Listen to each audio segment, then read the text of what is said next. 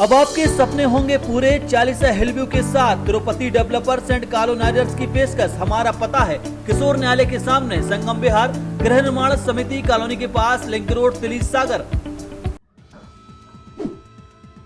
जिन अटल बिहारी वाजपेयी के पूरे जीवन में भ्रष्टाचार का कोई दाग नहीं लगा, उन्हीं पूर्व प्रधानमंत्री अटल बिहारी वाजपेयी के नाम पर बने अटल पार्क का घोटाला इन दिनों सागर में चर्चा का विषय बना हुआ है।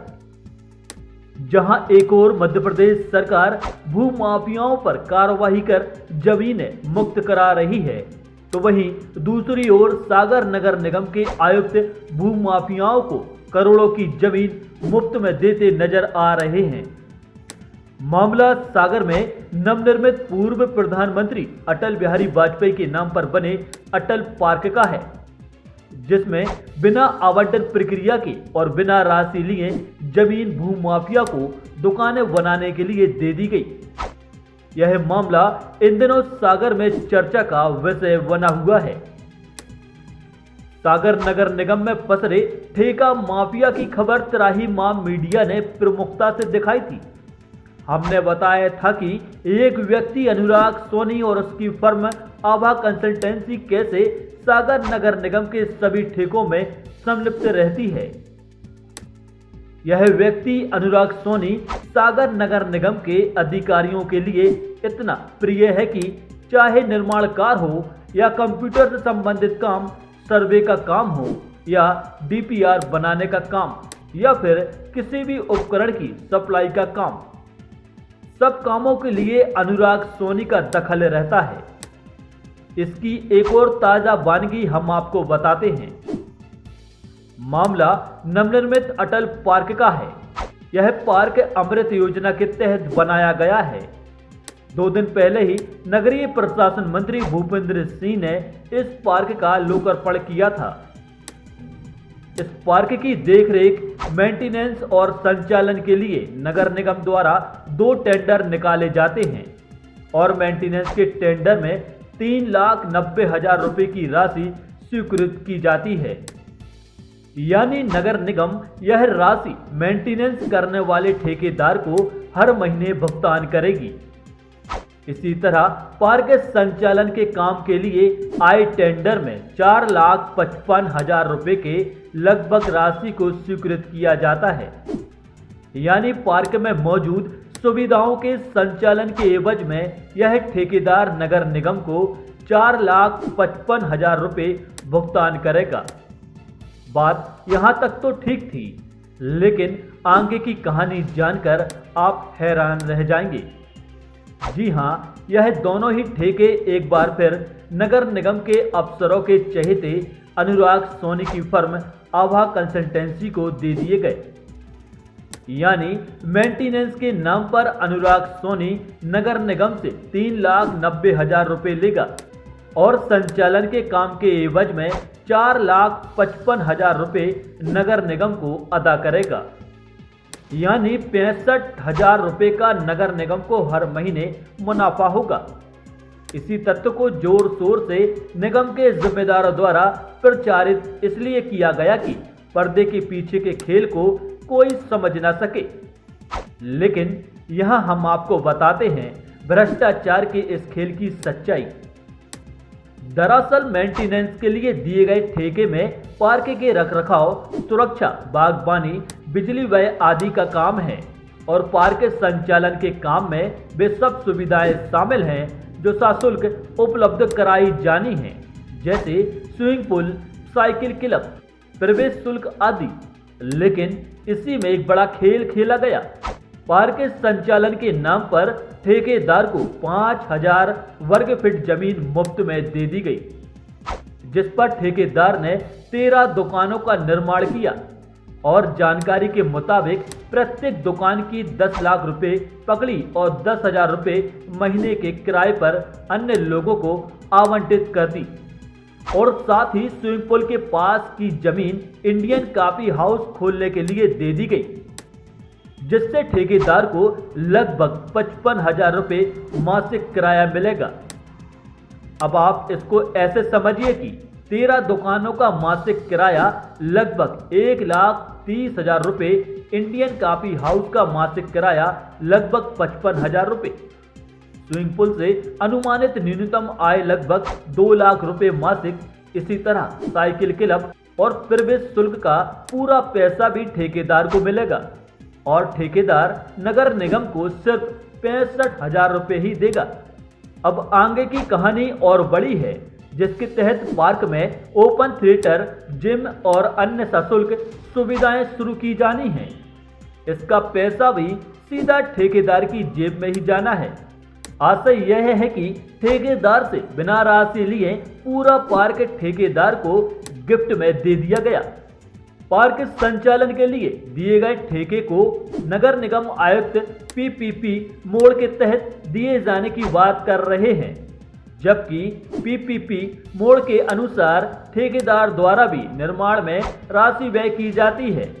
लेकिन यहां तो पार्क निर्माण में पूरा पैसा सागर नगर निगम ने लगाया और संचालन के लिए अपने चहेते ठेकेदार को बिना कोई राशि लिए ही उपहार स्वरूप पार्क दे दिया गया।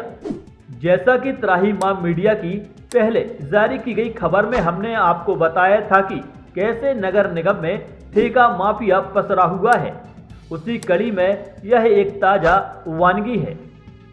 इस अटल पार्क के दोनों ठेके फिर से अफसरों के चहेते अनुराग सोनी और उसकी फर्म आभा कंसल्टेंसी को कैसे मिल गए। जाहिर है टेंडर प्रक्रिया के माहिर खिलाड़ी अनुराग सोनी और अफसरों की मिलीभगत से ही सरकारी संपत्तियों का ऐसे बंदरबाट किया जा रहा है जैसे जिम्मेदारों की ये पैतृक संपत्ति हो। खैर, इस संबंध में जब हमने निगम आयुक्त से बात की तो उनका कहना था कि किसी भी नियम का उल्लंघन नहीं किया गया है। जब हमने पूछा कि एक ही व्यक्ति को दोनों ठेके कैसे मिले तो निगम आयुक्त पारदर्शी टेंडर प्रक्रिया का हवाला देते हुए बोले कि दोनों ठेके एक ही व्यक्ति को नहीं दिए हैं, जबकि वे दूसरे ठेकेदार का नाम वे नहीं बता पाए। सुनिए इस पूरे मामले पर निगम आयुक्त आरपी अहरवार ने क्या कहा। सवाल ये उठ रहा है सर कि जो दोनों प्रकार के काम है, मेंटेनेंस का और इम्यूनिटीज के लिए जो आपने दिया है, वो पहली चीज की एक ही एजेंसी को मिला है, ऐसा नहीं, 2 एजेंसी हैं, दोनों अलग अलग एजेंसी। क्या नाम है सर उन्हें? एक एजेंसी आभा है सिस्टम है और एक एजेंसी का मुझे अभी एकदम तात्कालिक रूप से याद नहीं है। जो आपने मेंटेनेंस के लिए एजेंसी तय की है उसको शायद नगर निगम जो है पेमेंट करेगा 3.25 लाख रुपए करीब, 3,90,000। और जो दूसरी एजेंसी है जो एमिनिटीज को देखेगी, जिसको शॉप्स दी है आपने, दुकानें और जो प्रोमाइसेस दी है, इससे वो अर्न करेंगे, उनसे आप 4.5 लाख करीब, 4,55,000 रुपए, वो हम 50,000 का आपको फायदा होगा रुपए। उसके बाद नगर निगम को एक प्रॉफिट भी होगा। प्रॉफिट भी हो रहा है सर जी। लेकिन दुकानें हैं वो सुनने में आया 10 लाख रुपए की पगड़ी और 10,000 रुपये महीने की किराए पे वो दे रहे हैं, जिनको आपने दे दी, उनकी पोजीशन में दे दी। नहीं, देखिए पोजीशन में अब मैं आपको बताना चाहता हूँ, दुकानें नगर निगम ने नहीं बनाई हैं, हमने उनको सशर्त जमीन दी है।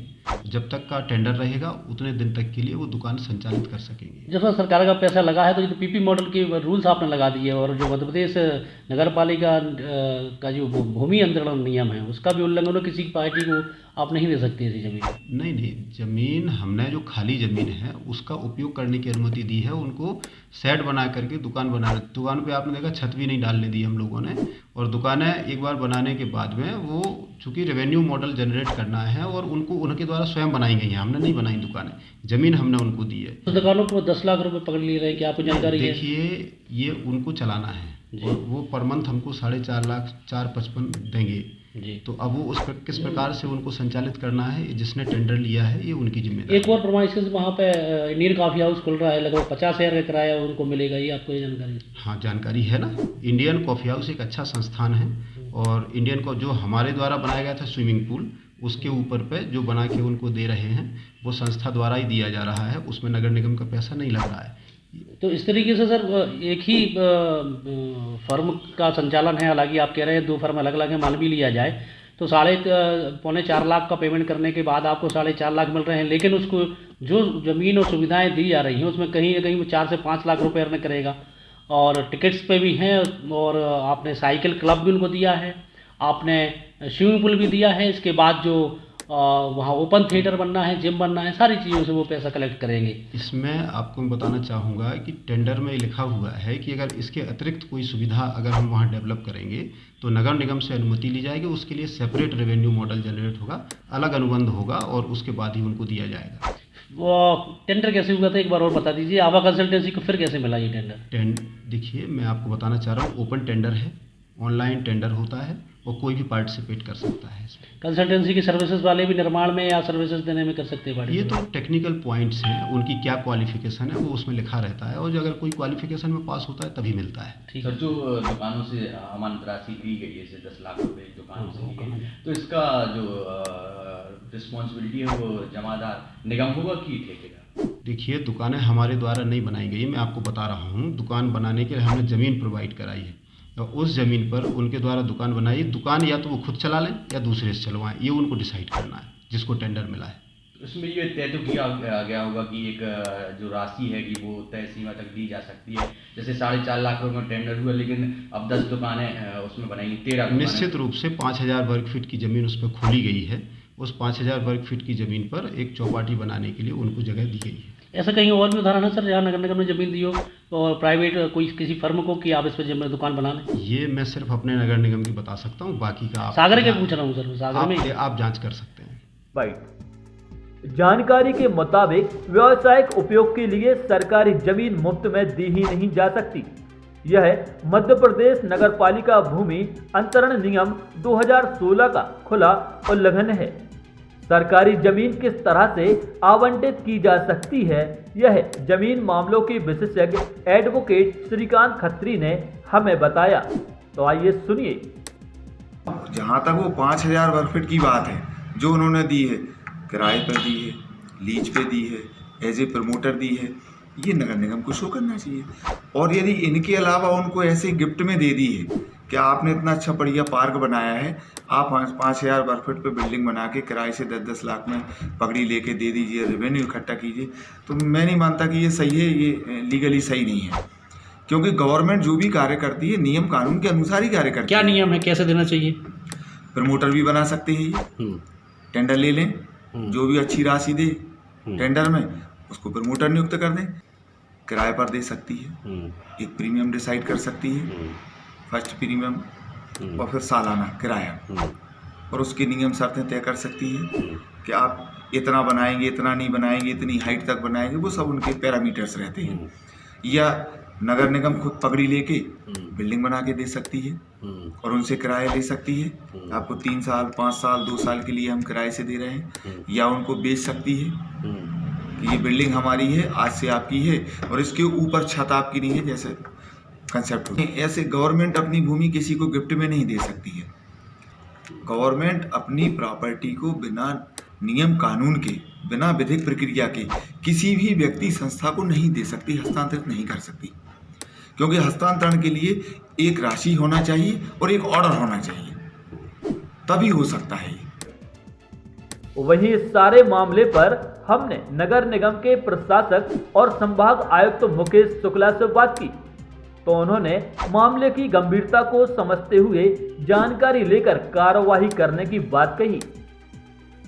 आपके न्यूज़ चैनल के माध्यम से आपने ये तथ्य मेरे प्रकाश में आज लाया है। मैं आज ही इस संबंध में आयुक्त नगर निगम से सारे रिकॉर्ड तलब करके इसकी एक बार जांच पड़ताल कर लेता हूँ, फिर मैं वस्तु स्थिति आपको ज़रूर अवगत कराऊंगा। सर, इसमें ठेका भी एक ही फर्म को दोनों ठेके मिले हुए हैं। मैं ज़रूर इस विषय में भी संदेह है कि वो भी मिली भगत से दिया होगा। आपने जो तथ्य ध्यान में लाया है, मैं उसके बारे में पूरी पड़ताल करूँगा। सागर को हमेशा बड़े कस्बे के रूप में देखा गया है। विकास की बड़ी बड़ी बातें भी हुई हैं, सरकारों ने पैसा भी खूब भेजा है, लेकिन शहर में चल रहे सभी बड़े काम अधूरे पड़े हुए हैं। अटल पार्क ही जनता के लिए खोला जा सका, लेकिन इस पड़ताल में यह तथ्य निकलकर सामने जरूर आया कि जिस प्रोजेक्ट में भ्रष्टाचार की गुंजाइश होगी, उसी प्रोजेक्ट को अधिकारी, जनप्रतिनिधि और ठेकेदार मिलकर तेजी से पूरा करेंगे। अटल पार्क में घोटाले की रूपरेखा बनाई जा चुकी थी, सो आनन फानन में यह पार्क बनाकर जनता के लिए खोल दिया गया। अब देखना है कि त्राही माम के इस खुलासे के बाद शासन प्रशासन क्या संज्ञान लेता है, क्या कार्यवाही करता है या फिर यूं ही जनता के पैसे और संपत्तियां माफियाओं के हवाले करता रहेगा। Bureau report Trahimam media. अब आपके सपने होंगे पूरे 40 हिलव्यू के साथ तिरुपति डेवलपर्स एंड कॉलोनाइजर्स की पेशकश। हमारा पता है किशोर न्यायालय के सामने, संगम विहार, गृह निर्माण समिति कॉलोनी के पास, लिंक रोड, तिली सागर।